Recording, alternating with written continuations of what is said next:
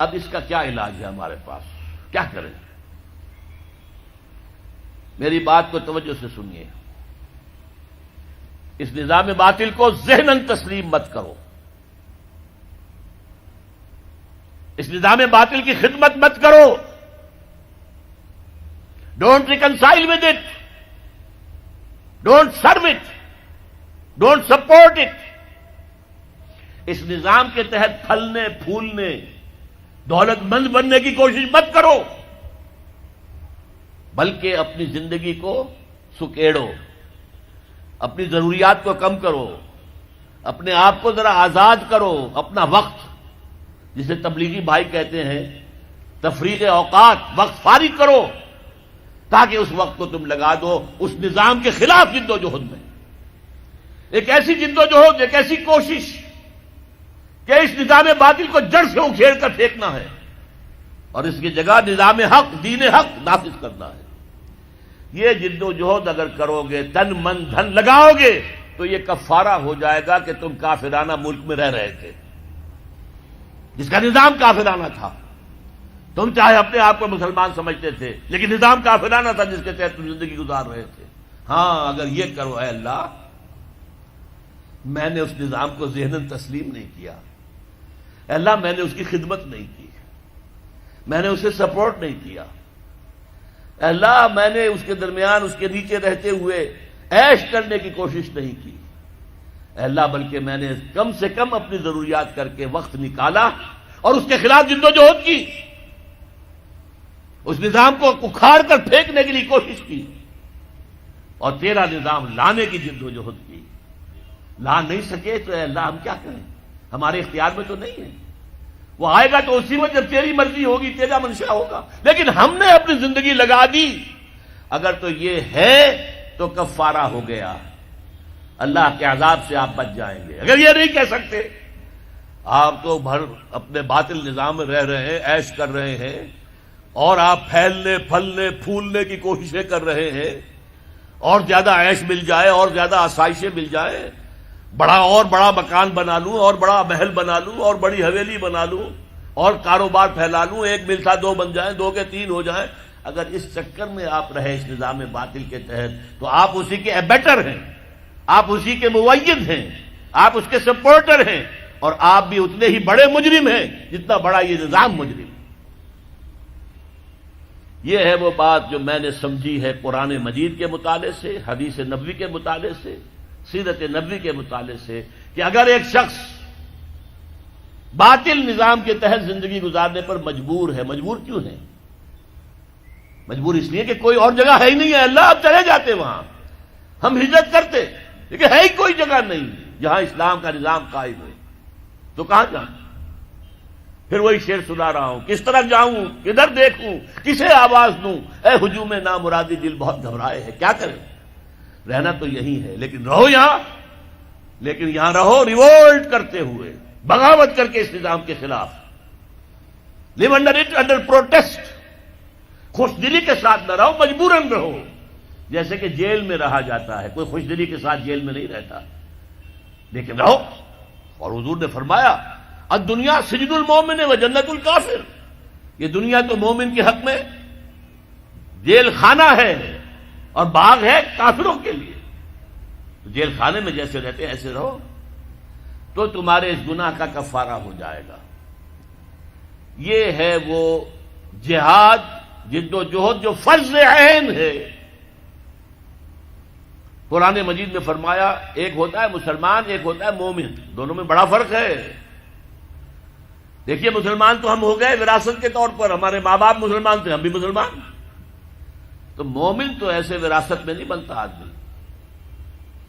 قالت الاعراب آمنا قل لم تؤمنوا ولکن قولوا اسلمنا، سورہ حجرات کی آیت نمبر 14.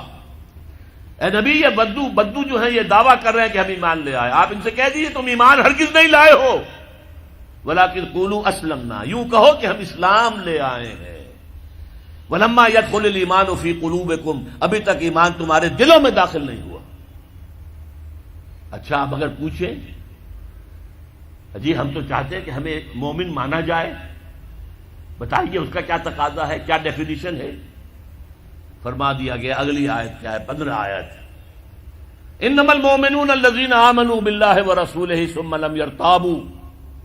مومن تو صرف وہ ہیں جو ایمان لائے اللہ پر، اس کے رسول پر، پھر شک میں ہرگز نہیں پڑے، یقین والا ایمان ہو گیا. وجاہدوا باموالہم وانفسہم فی سبیل اللہ، اور پھر انہوں نے جہاد کیا اللہ کی راہ میں اپنے مالوں سے بھی اپنی جانوں سے بھی. اولئک ھم الصادقون. صرف ایسے لوگ سچے ہیں اگر وہ کہیں کہ ہم مومن ہیں. جہاد کے بغیر تو ایمان ہے ہی نہیں. جہاد کے بغیر نجات نہیں ہے. آپ نظام باطل کے تحت زندگی گزار رہے ہیں، اس کے خلاف جہاد کیجئے، جد و جہد کیجئے. جہاد کے معنی جد و جہد، اس نظام کو بدلنے کی، اسے جڑ سے اکھیڑنے کی. چنانچہ سورہ صف میں فرمایا گیا یا ایھا الذین آمنوا، اے اہل ایمان، ایمان کے دعوے دارو، هل ادلکم علی تجارۃ تنجیکم من عذاب علیم. کیا میں تمہاری رہنمائی کروں اس تجارت کی طرف جو تمہیں دردناک عذاب سے چھٹکارا دلا دے. نوٹ کیجئے سوال کیا ہے.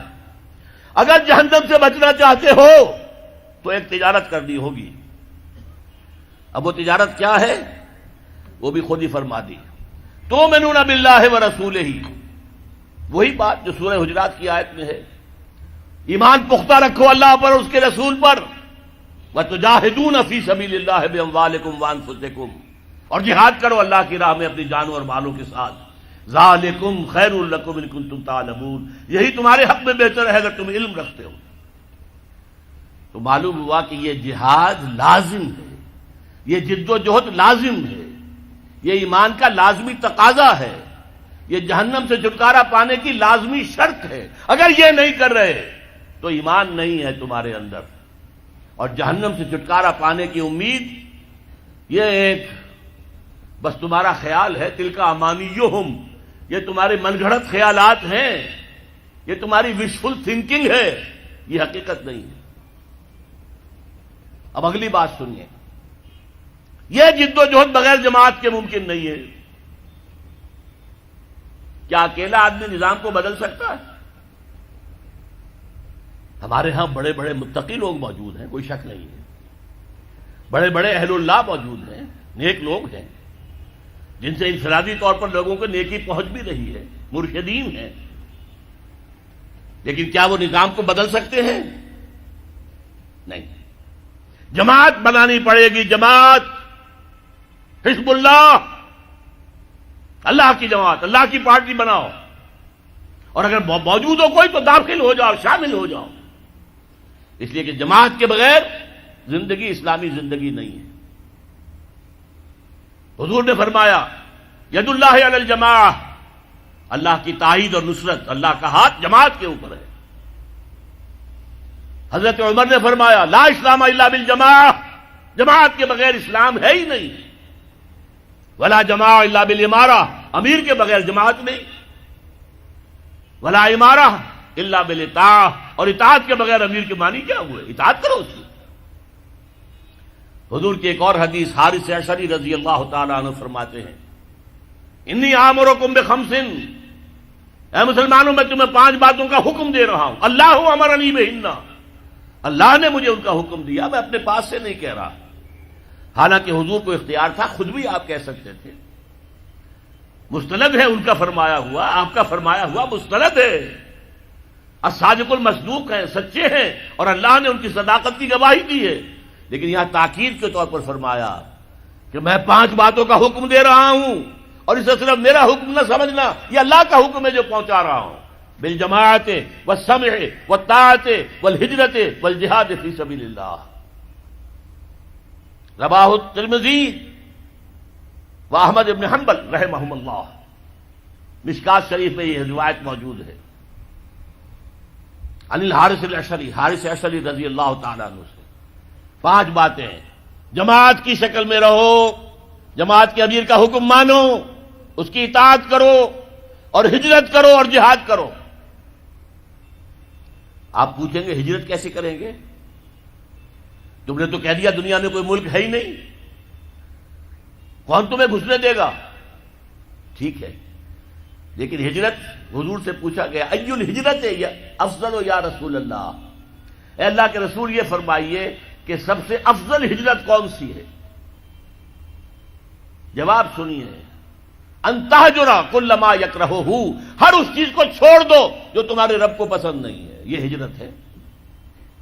سود سے ہجرت کیجئے، آج رات فیصلہ کیجئے کہ مکان اگر سودی قرض پر ہے بیچ دوں گا اور کسی چھوٹی کٹیا میں رہ لوں گا، فیصلہ کیجئے، یہ ہجرت ہوگی۔ گھر میں شرعی پردہ نہیں ہے تو ابھی فیصلہ کیجئے کہ شرعی پردہ نافذ ہوگا، یہ ہجرت ہے۔ اور افضل الہجرہ، ای الہجرت افضل یا رسول اللہ، اے اللہ کے رسول سب سے افضل ہجرت کون سی ہے؟ فرمایا ان تہجر کل ما یکرہہ، ہر اس چیز کو چھوڑ دو جو تمہارے رب کو پسند نہیں ہے۔